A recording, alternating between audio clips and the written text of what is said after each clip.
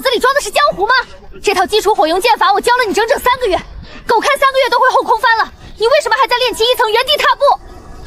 师姐，你最近好像圆润了一点。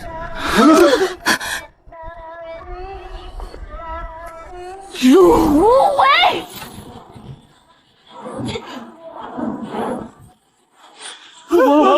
陆师弟这回不死也得惨。检测到宿主遭受高纯度女性愤怒攻击，被动隐藏体质逆鳞怒劲体已激活，怒气转化系统上线，来自莫七七的极致愤怒转化成功，修为加100，恭喜宿主突破炼气3层。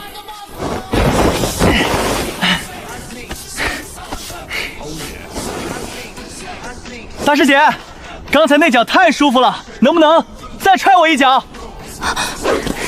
大师姐，你跑什么呀？再指导我一下呗！我认真想过了，你刚才那招虎虎生风的，确实特别适合你现在这个体型。检测到燕七七的持续暴怒，修为加50，恭喜宿主突破炼气4层。陆无为，你再敢出现在我面前，我把你嘴缝上！唉，居然没死！铁柱，我炼气4层了！你疯了吧？你刚才连破3层境界！所以你的意思是，你以后要靠挨女人的打来修炼？严谨一点，是靠惹怒女修，她越气，我越强。你能不能听听你自己在说什么？这是正经修仙吗？这是找死啊！你惹一次大师姐没死是你命大，你还想有下次？有道理。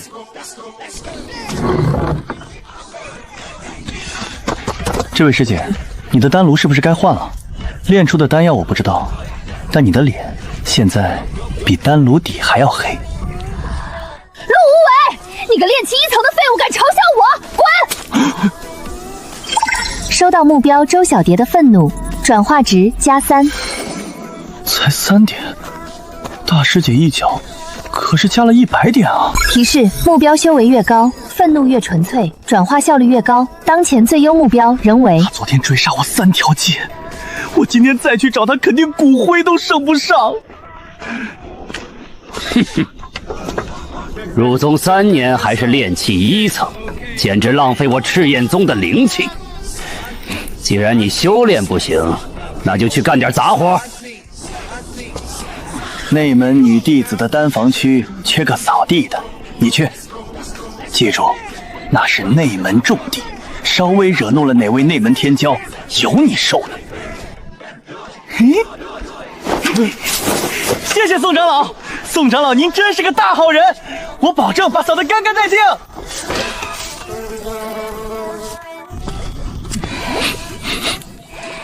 这位师姐，你这丹炉该洗了，味道跟你的脸一样酸。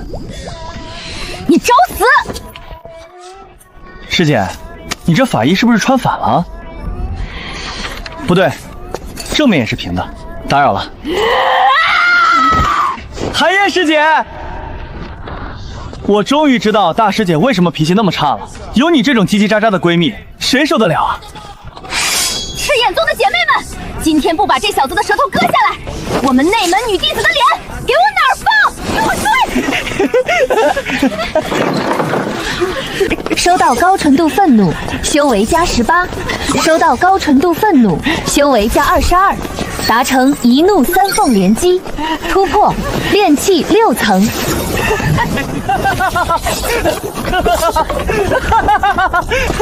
陆无影，你给我等着！恭喜宿主达成成就一怒3凤，成就奖励加载中，加载失败建议宿主多喝热水。听说你今天在内门很忙，完了，这下玩大了。大师姐别打脸！检测到燕七七持续狂暴，修为+80，宿主灵力饱和。陆无为，你3年没突破，这几天却连升5级，而且我刚才揍你，你为什么气息反而变强了？你到底在搞什么鬼？那说明大师姐功力深厚啊，无意中帮我打通了任督2脉。我不管你有什么秘密，但要敢修炼什么邪门歪道，我亲手废了你！警告：目标对宿主产生持续关注与疑虑。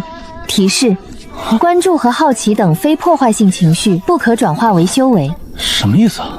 意思就是，他如果不是真心想弄死你，你在他身上一滴修为都捞不到。谈恋爱，不行，不能死磕一只羊。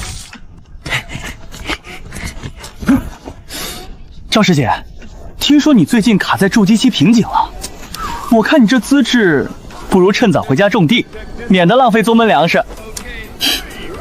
你以为你惹怒大师姐的小把戏，用在我身上也管用？滚开！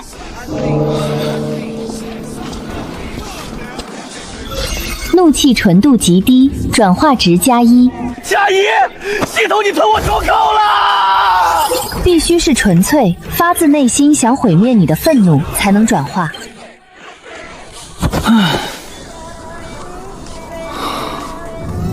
所以你不能让人家看不起你，你得让人家真心实意的想弄死你才行。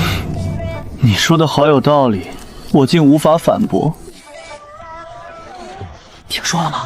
陆无为在丹房区盯着3位内门师姐看了半炷香。嘘，何止啊！他还对柳寒雪说了极其下流的话。你们知道昨天大师姐为什么把她堵在山洞里吗？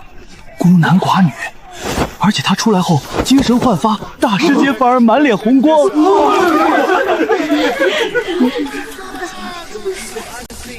兄弟，恭喜你，你现在是赤焰宗建宗以来第一个被全体女弟子集体拉黑的男人。建议宿主更换狩猎场。换哪儿去？3天后，北域天玄宗将造访赤焰宗，举行2宗联合论道会，届时将有大量外宗极品女修入场。不是，你看我干什么？你该不会想把魔手伸向外宗的仙子吧？外宗好啊，不知根不知底，骗起来不是惹起来更方便。陆无为，我查了你这几天的行动轨迹，你每一次修为暴涨，都发生在被女弟子攻击之后。你以为我真看不出来？赤焰宗有铁律，凡来历不明、吸食他人精气或情绪的体质，一律视为邪修。审查不通过者，废除修为，逐出宗门。陆无为，我可以帮你瞒着长老会，但你必须告诉我，你到底是个什么怪物？大师姐深夜与外门废物密会，真是有意思。不用问了，他身上的邪气，长老会已经知晓。拿下！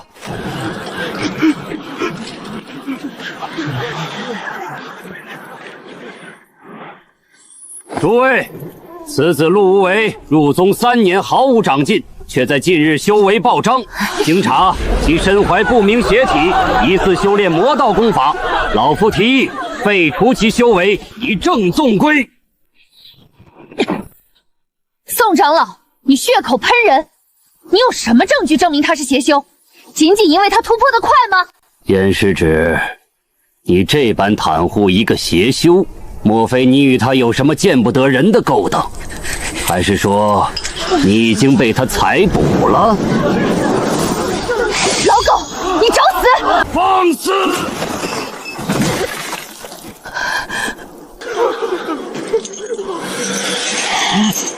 既然没人能证明你的清白，那老夫现在就废了你！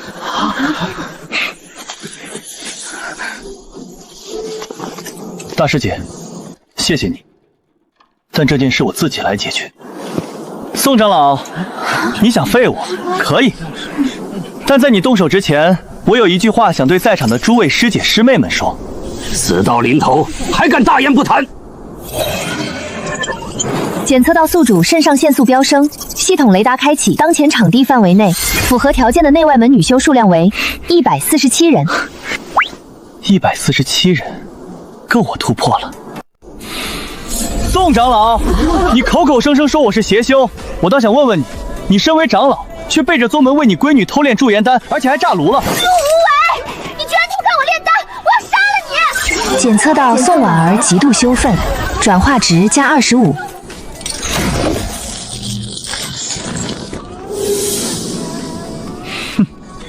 还有你们，内门第一美女林师姐，你那件冰丝仙裙里垫了3层海绵吧？我都看到边儿了。还有李师姐，你上次给楚师兄写情书，结果错塞给了杂役房老王，人家老王现在还在等你呢。以及昨天追杀我的柳寒雪，你每天抹那么多水粉，一出汗脸比调色盘还精彩，就是头猪看到你都得被吓死。陆无为，我要撕烂你的嘴！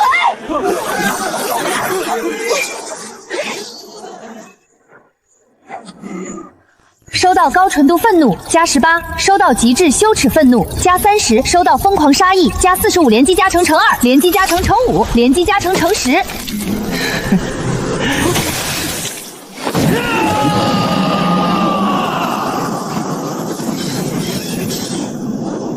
这不可能！就算是刻了仙丹，也不可能！就算你突破了筑基，你这诡异的晋升方式，也绝对是邪魔外道。执法堂列阵，将其拿下，关入地牢，严加审问。住手！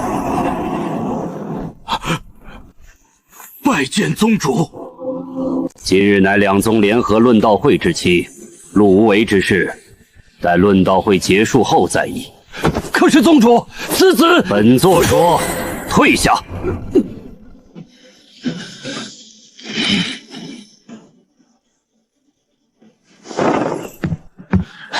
牛啊，兄弟！当众一步筑基，你看到宋长老那冰密的表情没？先别急着高兴，宗主只是为了在外宗面前顾客面子。等论道会结束，宋长老肯定还要搞我。我现在的筑基初期还不够保命，那咋办？继续骂人？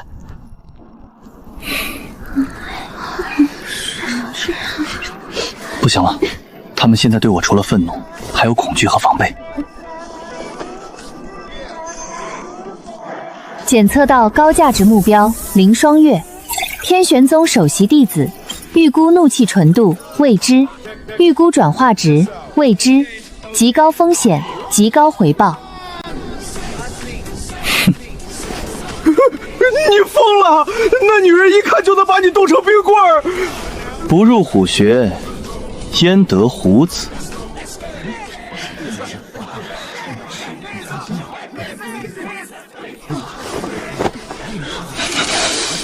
好冷，这女人是个人形冰柜吗？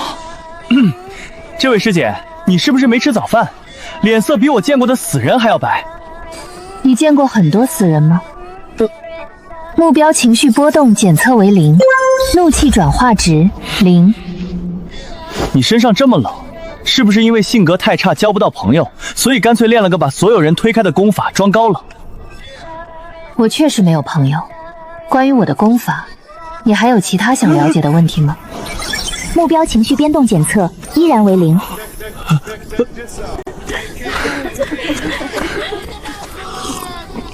怎么样？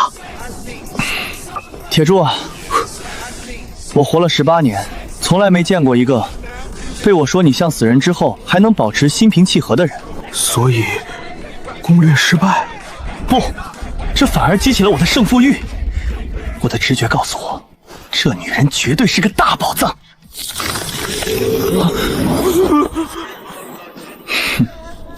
赤焰宗的外门废物，也配坐在双月师妹旁边？有事。虽然你刚才用某种邪法强行提升到了筑基初期，但在我眼里，你依然是个废物。刚才哪只脚靠近了双月师妹，自己打断，然后滚。你是不是脑子不好使？我坐哪关你什么事儿？哦，看你这倒霉样子，估计连备胎都算不上吧？找死！来，打我，用力！检测到极度狂暴的愤怒情绪，目标判定为男性，转化值0，请宿主注意辨别目标性别。把这茬给忘了！不堪一击的废物，再敢靠近双月之妹半步，下次要你的命。兄弟，你图啥呀？男的你惹他干嘛？白挨一顿揍。明天你可别再去惹那个冰块女了。秦寒月可是半步金丹，论到会结束前的大比，万一你撞上他，他真会弄死你。不对，秦寒渊为什么这么护着林双月？全修仙界都知道啊，他暗恋林双月整整300年了，但他连表白都不敢，因为林双月对任何人都没有回应。300年都没得到过哪怕一丝回应的男人，你想干什么？我想到了一个绝妙的战术。什么战术？借刀杀人，不是借醋生怒。我要让秦寒渊亲眼看到别的男人在他女神面前做成他300年都没做成的事，让林双月产生情绪变动。玩这么刺激？昨天天玄宗那个秦寒渊打你，为什么不躲？你虽然筑基了，但他可是半步金丹，你不要命了？大师姐，你身上的衣服怎么感觉紧绷绷的？难道是你昨晚偷吃药效长胖了？可能是最近练功太紧，气血有些淤积吧。不过，我真的胖了吗？我就不信了，以前的大师姐可是很容易就生气的。我说师姐，你这头发都乱成鸡窝了，还不快去整理一下？昨晚担心宋长老在找你麻烦，没睡好。很乱吗？那我一会儿去重新梳一下。你先把药上了吧，我先回去了。愤怒值0，转化值0。由于宿主昨日在演武台上的挺身而出，燕七七已对宿主产生信任与保护欲，他已对你的嘴剑攻击产生免疫。最大的提款机没了。兄弟，出大事了！我刚刚不小心闯进了宗门后山的禁地，你猜我在里面看见谁了？看见谁了？宋长老，他在禁地的密库里偷偷拿走了一枚红色的丹药，他还说有了这噬火丹就能夺走天品火系灵根。噬火丹，天品火系灵根，这老狗装的一肚子坏水，我就怕他的目标是大师姐的天品火系灵根。那怎么办？我们要去告发他吗？没有证据，去告发就是送死。唯一的破局之法，就是我在明天的宗门大比上当众拿下头名。只有展示出绝对的价值，宗门高层才会保我，宋长老才不敢轻举妄动。但我得先跟大师姐坦白一件事，让她提防一下宋长老。所以，你之前说我胖，气得我追杀你大半个宗门，全是为了修炼？第一次是真的嘴快，后面确实是为了修炼。但大师姐你放心，你真的一点都不胖。好，宋长老的事我来防备，但这宗门大比，你必须给我打出个样子来。你如果还需要修为的话，你可以继续说我胖，我会尽量装作很生气的样子。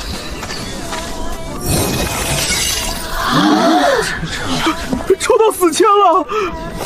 我正愁找不到机会废了你，你准备好遗言了吗？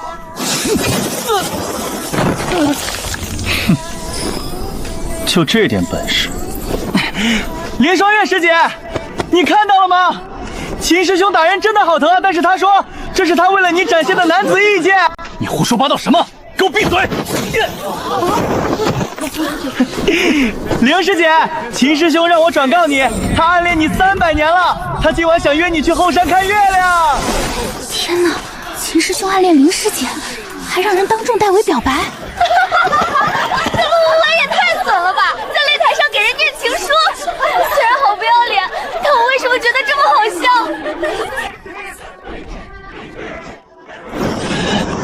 我要杀了你！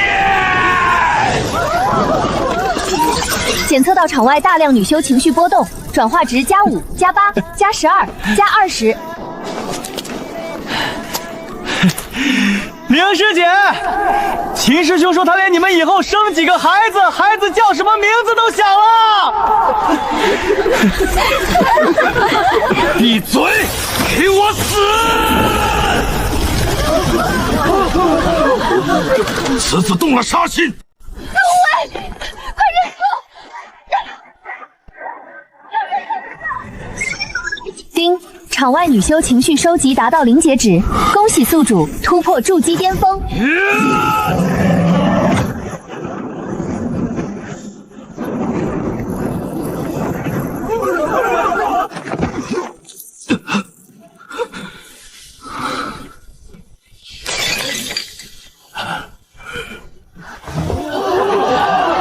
检测到目标林双月产生微量情绪变动。我不能等了，今晚就夺了这丫头的天品火系灵根。大师姐，小心身后！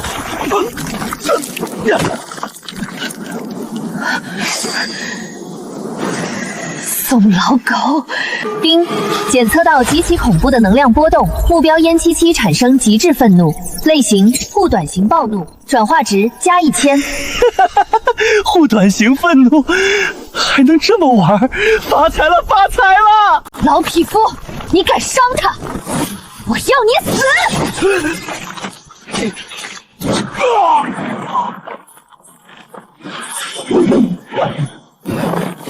宋禅和，盗取禁药，暗害同门，押入死牢，废去修为。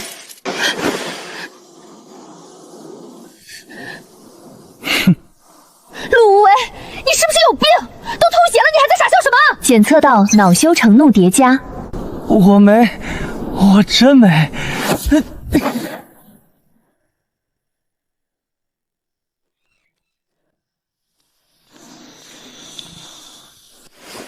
丁，新任务已生成，目标天元宗首席弟子林双月，要求采集一次真实愤怒，难度评级地狱级。大师姐，你就别去了，我要是在外面惹了事，还得靠你在宗门帮我兜底呢。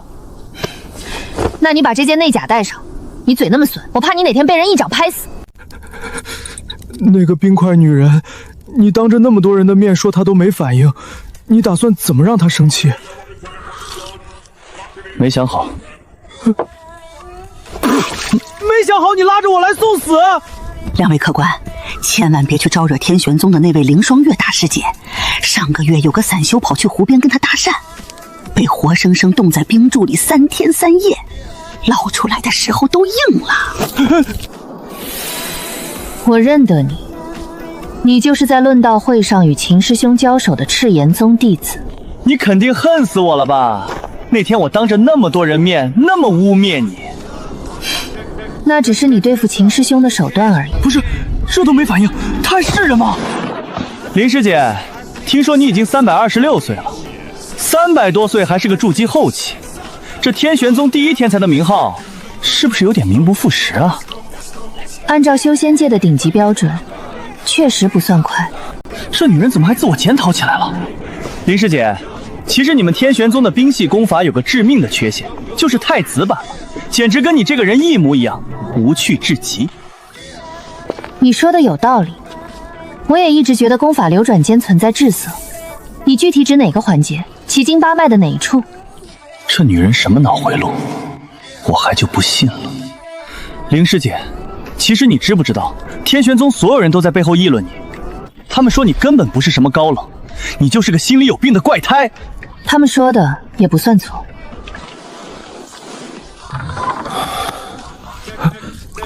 看你这表情，又碰壁了。我发现我错了，他这不是高冷，而是想失去所有情绪的怪人。兄弟，要不咱还是换个目标吧？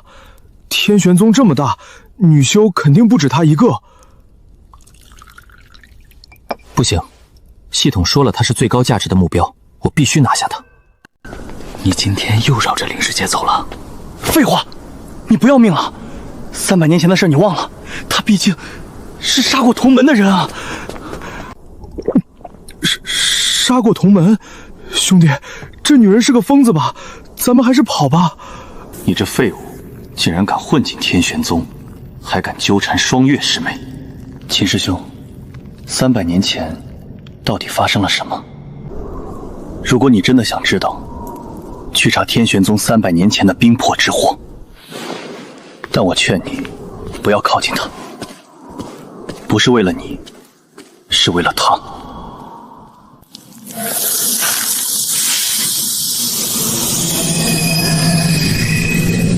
冰魄之祸，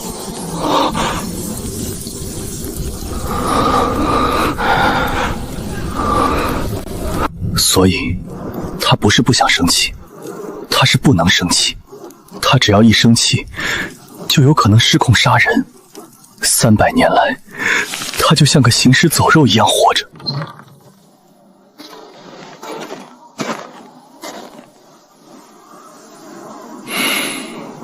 你还要继续吗？让他生气，不仅你可能没命，还可能害死其他人。我不是要让他生气，我要帮他把情绪拿回来。林师姐，你为什么每天都要看这个湖？这个湖，300年前没有。没有？天镜湖成因解析，300年前冰魄之祸中，凌霜月灵力暴走，冻结方圆10里地脉，形成此湖。我看过你窗台上的那盆草，都快黄透了，你还每天给它浇水，你是不是觉得只要你一直浇，它总有一天会活过来？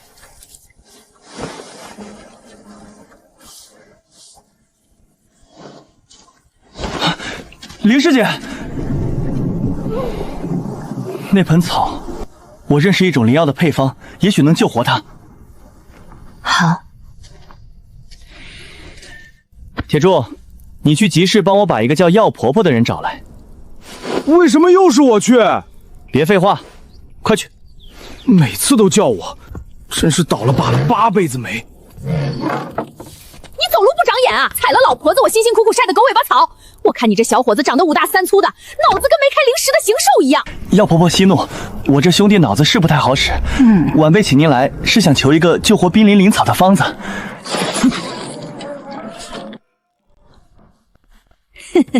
你这小身板确实该好好补补，拿去，按照这个方子配药，死草也能给你调回一口气。小子，你身上的东西，你知道来历吗？什么东西？哼，不知道就算了，老婆子我累了，改天再说吧。哼。逆鳞怒尽体，10000年了，你这丫头到底在下多大的一盘棋？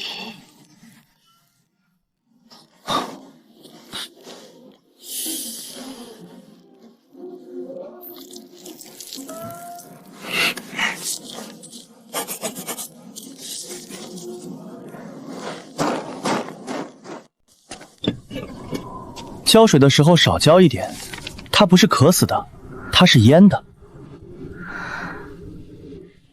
目标凌霜月，心率变动升高，情绪变动检测0.02。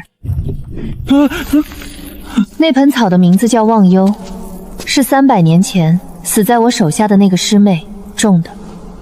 她已经快死了，你为什么要救她？因为她明明快死了，但根部还有那么一点点绿色，她没有放弃。这种拼了命想活下去的东西，不应该被放弃。秦师兄已向长老会告状，明日你将被驱逐。我知道。明天卯时之前，天镜湖畔，我有一个问题想问你。他刚才是不是在约你？我查过你在赤焰宗的卷宗，你在短短几个月内连破境界，身怀某种靠吸收怒气来修炼的奇异体质。你接近我，也是为了这个。不过我不介意，300年来第一次有人不惧我的过往，不管你的目的是什么，我都不介意。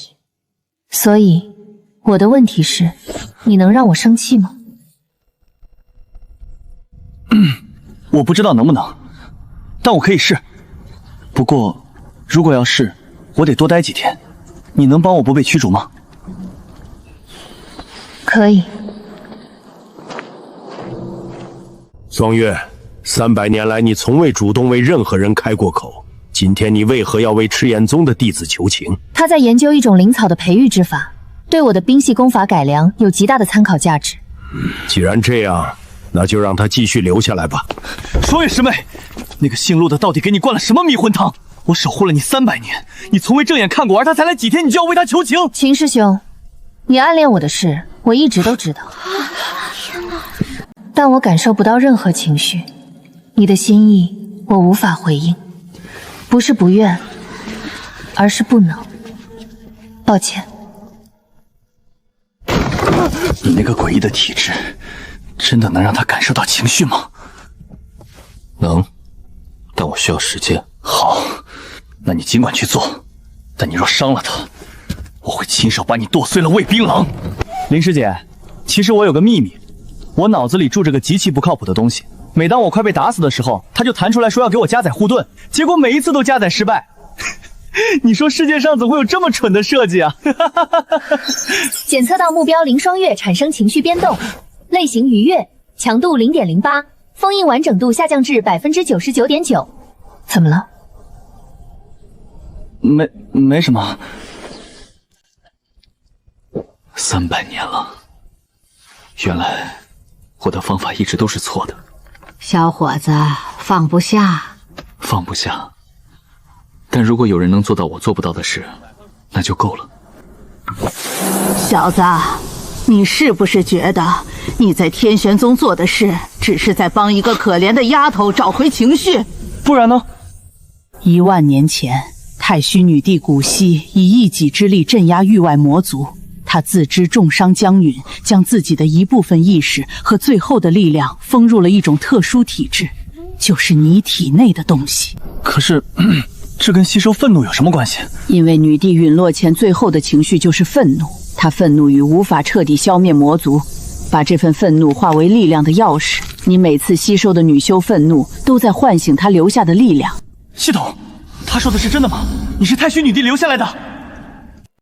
上述信息与本系统内部绝密数据部分吻合。部分？哪部分不吻合？权限不足，无法回答。林双月的至阴冰体和你身上的逆鳞怒劲体是一对。太虚女帝当年设计这一切时，也许就在等你们两个同时出现。小子，你现在做的事，可能关乎整个苍玄界的生死存亡，好自为之。一脚踹飞10几米远。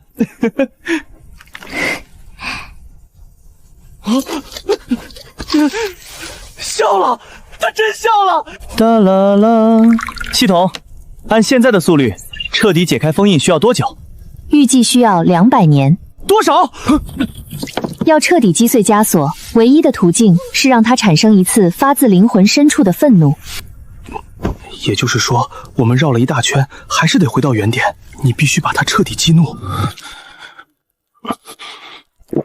我想到办法了，我要让他恨我，成为他生命里第一个真正的恶人。我要利用忘忧草撕开他300年最深的伤疤。你疯了！你如果这么做，就得把他心里的伤疤硬生生撕开，再撒上一把盐，他会恨你一辈子，不死不休的那种。我知道。那你还做？他体内的冰系灵力一旦失控，你会死的。如果他恨我一辈子，至少证明他还能恨。能恨就能笑，能哭，能爱，总比让他在那座冰牢里当300年的行尸走肉强。林师姐，如果有一天那道封印解开了，你最想感受的是什么？不知道，但你刚才讲故事的时候，胸口这里有一点点不一样。封印裂缝持续扩大中。林师姐，我明天可能来不了了。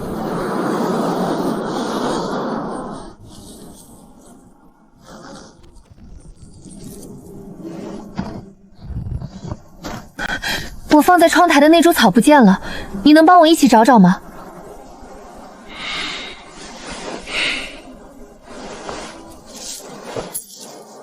是我拔的。为什么？你知道这盆草为什么这300年来一直在枯萎吗？不是因为你浇水太多，是因为你根本不配养它。你亲手杀死了种它的主人，你有什么资格让它活下去？这300年来，你每天看着这片湖，看着这盆草，你以为是在赎罪？不，你只是在自我感动。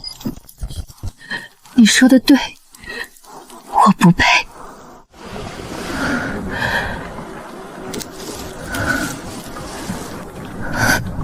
红色最高级警告：情绪封印完整度降至12%，即将全面崩溃。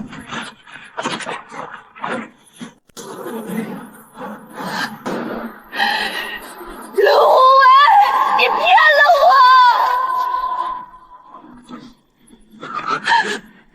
草是假的，林双月，那个师妹如果还活着，她最不想看到的，就是你现在这副行尸走肉的样子。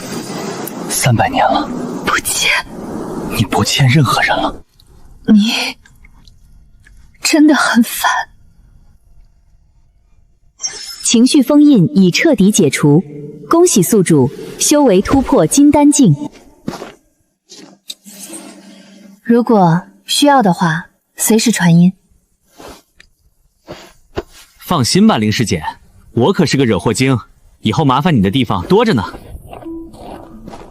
天玄宗阶段任务已结算，新任务已生成。目标：合欢宗圣女苏媚儿。要求：收集1次真实愤怒，难度评级：噩梦。等等，大师姐是简单，林双月是地狱，这个苏媚儿凭什么是噩梦？目标：拥有天生媚体，所有负面情绪的输入均可能被其转化为正面解读。说人话，意思就是你骂他，他大概率会觉得你是在跟他表白。不是，这世上还有这种受虐狂？又是谁在背后偷偷想人家啊？真讨厌！这花真好看。你发什么春呢？这是合欢宗入门级迷惑阵法，你连这都扛不住，进去怕不是要被炸成药渣？谁知道这香味劲儿这么大？哎呀，两位俊俏的师兄，是来修心的，还是来参加情缘大会的？各位师姐，我们是来找苏媚儿圣女的。原来是圣女的追求者啊，请跟我来。追求者登记处在左边，目前只排到了第372号。372号。你的眼睛真好看。你是专门来找我的吗？我来是想告诉你，你们合欢宗这桃花帐调的也太次了，跟廉价香水似的，我隔着10里地都快被熏吐了。天哪，你居然能闻出我们桃花帐的配方改了，这说明你来之前一直在默默关注着我们宗门，你连这种小事都记在心里，好贴心哦。苏圣女，整个正道修仙界都在背后戳你们的脊梁骨，说你们的魅惑功法是歪门邪道。确实有很多人这么说，但你为了专门跑这么远来当面提醒我，说明你心里很担心我。你想多了。我懂，欲擒故纵对吧？话本里都是这么写的，我最喜欢这种调调了。转化值0。苏媚儿，你长得真难看。你是第一个这么说的人，从小到大所有人都说我好看，只有你为了引起我的注意不惜扮恶人，你肯定是最真心的那一个。不是，这女人什么脑回路？我这么骂她，她还感动起来了。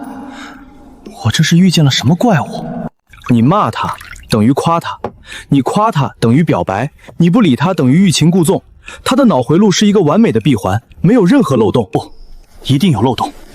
他坚信所有接近他的人都是因为喜欢他。那如果我能找到一个场景，让他不得不相信对方是真的讨厌他呢？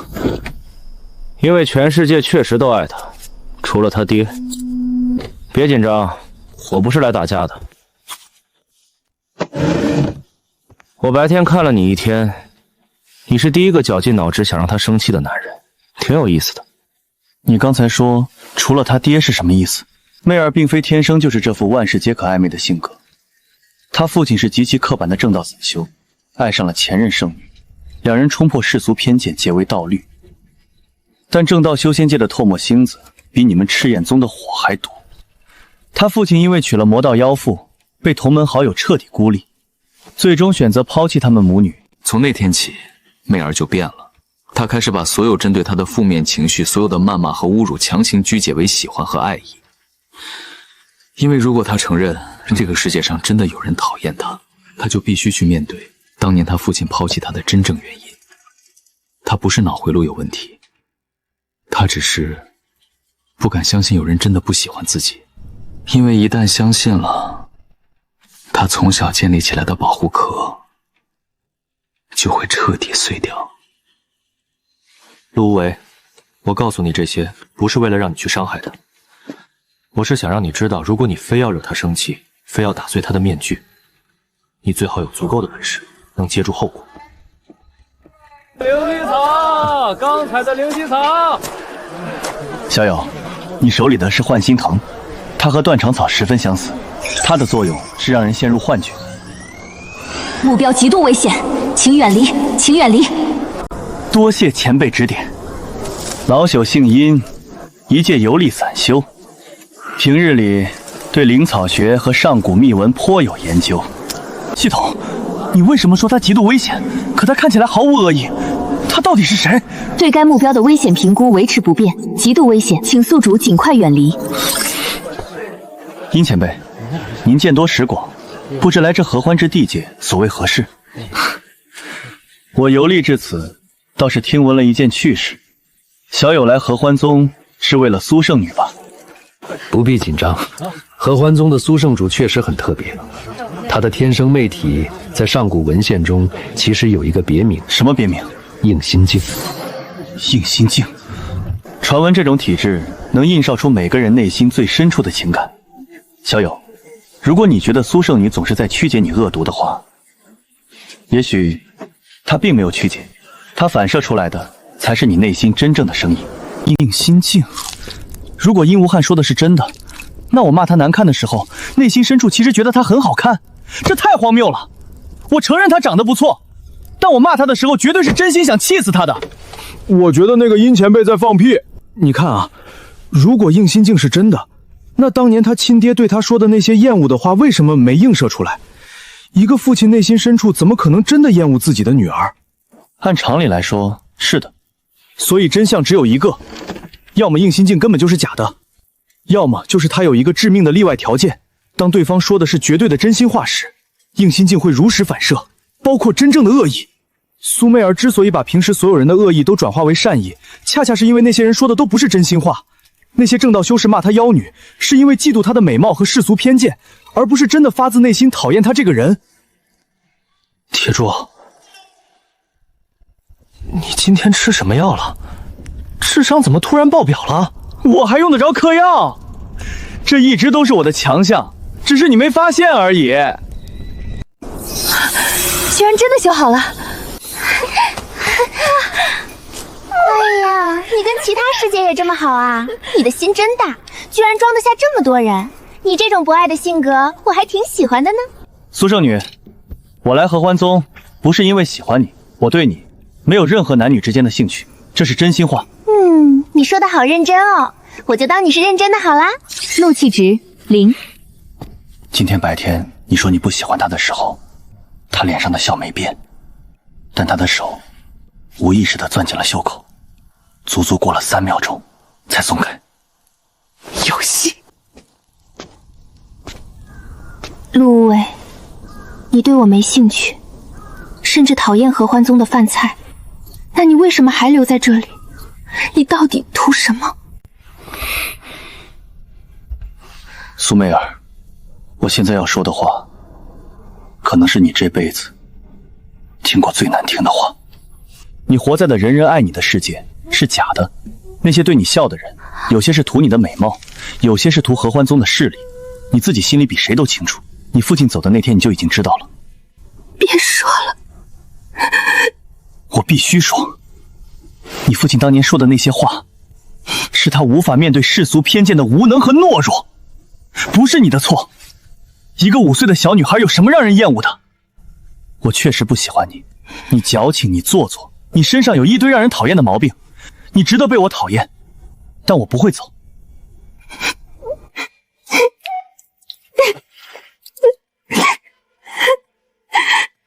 目标当前情绪状态：悲伤，强度极高。注意，悲伤不等于愤怒，转化值为0，但封锁300年的情绪层正在彻底解体。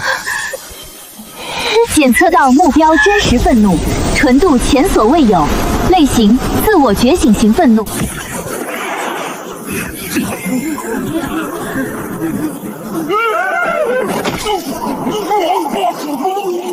转化值加3000，加5000，加8000，金丹初级突破，金丹中期突破，金丹后期。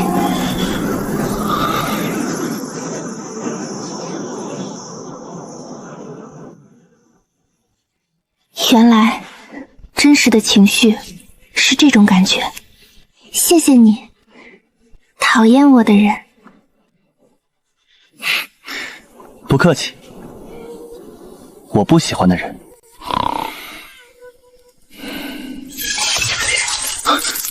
系统，这什么东西？你做得很好，但你不知道，每一次情绪爆发都在让它更快。每一次情绪爆发都在让它更快，让什么更快？该信息来源未知，本系统并未发送此消息，正在追溯来源，追溯失败。第3次了，很好，再来2次，那道封印就彻底碎了。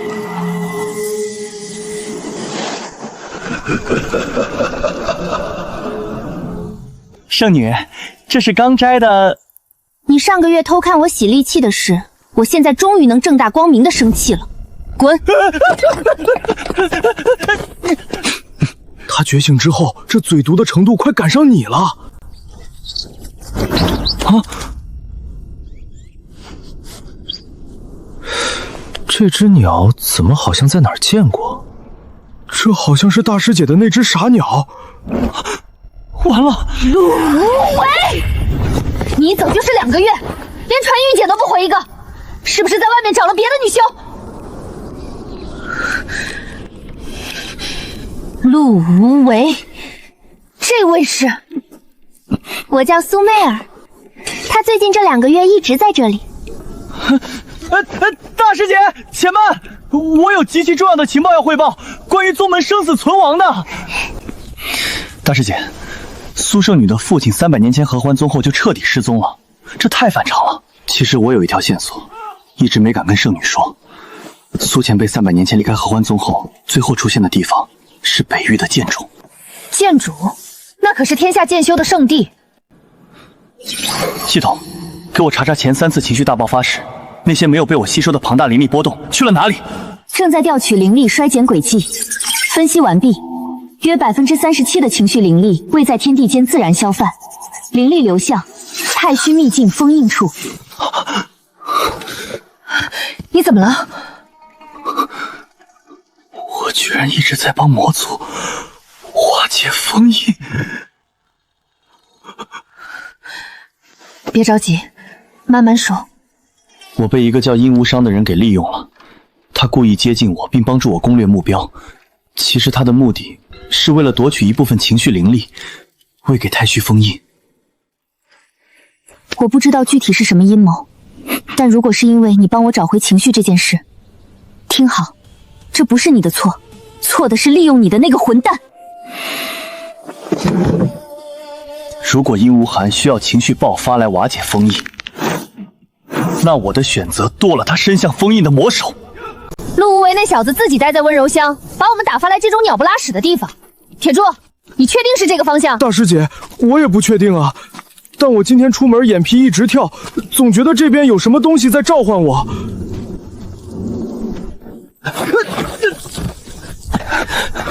等等，我好像绊到什么东西了。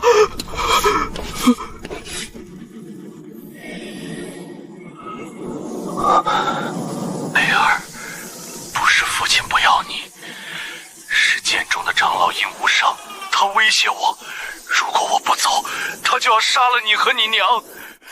梅儿，对不起。又是殷无伤，300年前，你父亲被他胁迫离开，导致你情绪系统崩溃。同样是300年前，天玄宗的凌霜月因灵力暴走，被天玄宗长老施加情绪封印，将所有的情绪永远封锁在了冰山之下。这2件事都发生在300年前，2个最有天赋、拥有特殊体质的女修，情绪同时被封锁。这绝对不是巧合。他在培养情绪炸弹，让你们的情绪被压抑得越久，将来爆发时的灵力波动就越恐怖。他这是为解除封印准备了300年。上述推论与本系统内部数据交叉验证，吻合度96%。大师姐，他过来了！剑爪方向检测到高能灵力波动，级别判定元婴期以上。几位小朋友，跑到我剑冢的后山，是在找什么东西吗？看来你们找到了不该找的东西。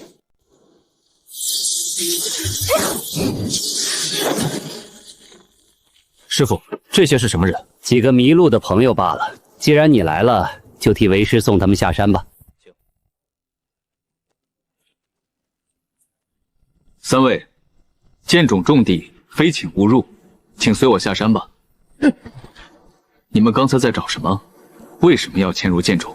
我们在找一个300年前消失在你们剑冢的人。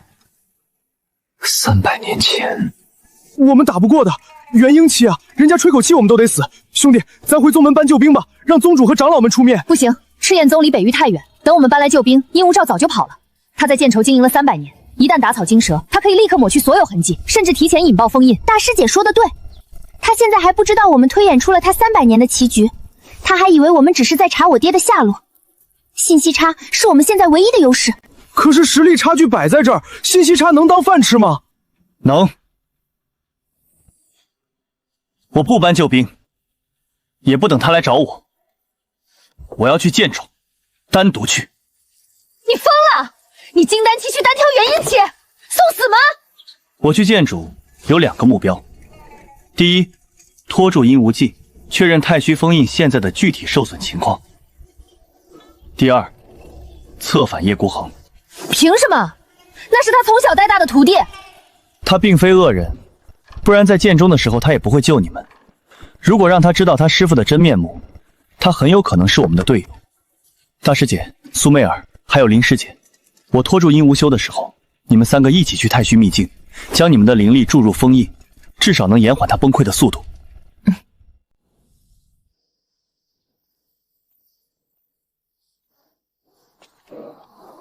陆无为，你说过你不会走，我在封印那边等你。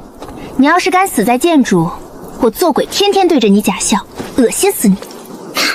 这诅咒也太恶毒了吧！兄弟，我腿有点软，出息点儿，我们现在可是贵客。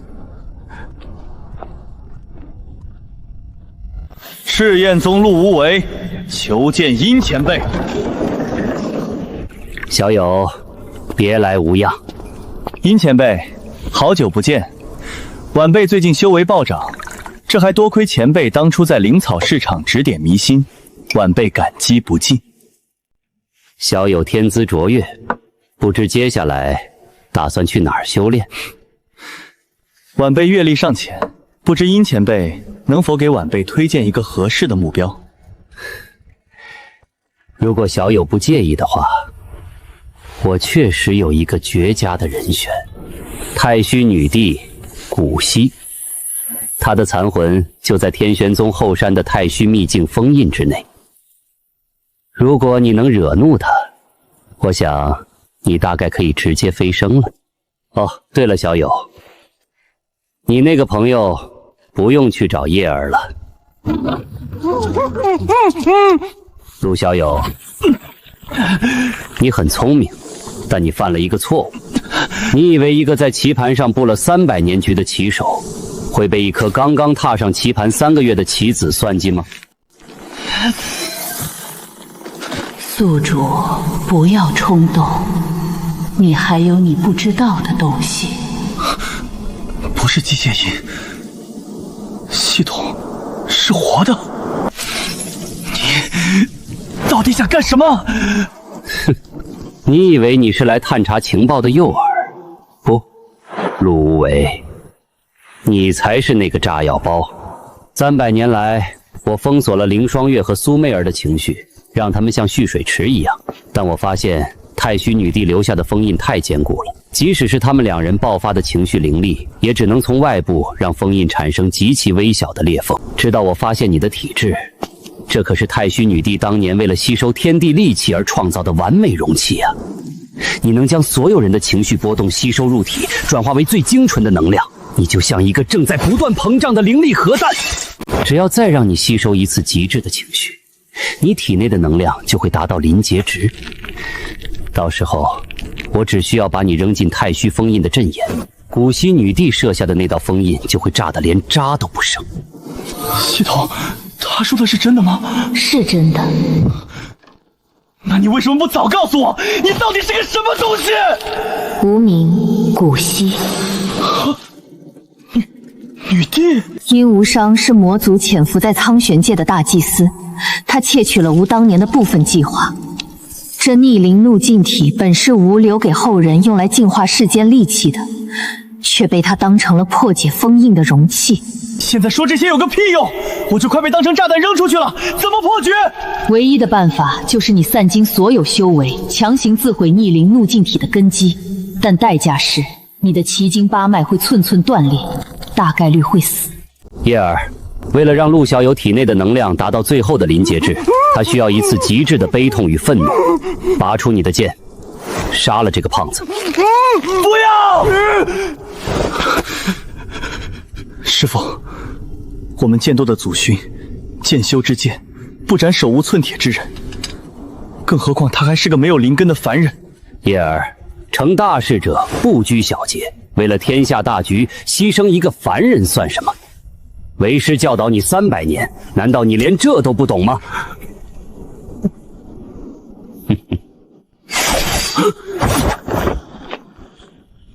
叶孤鸿，你要背叛师门吗？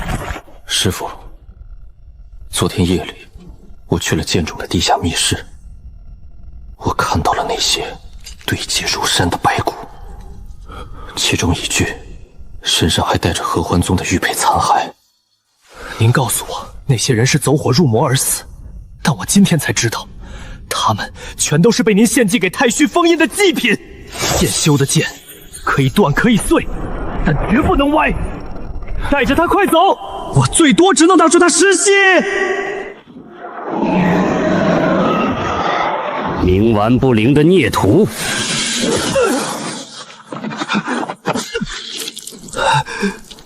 铁柱，你顺着大门跑，去天玄宗找大师姐他们。那你呢？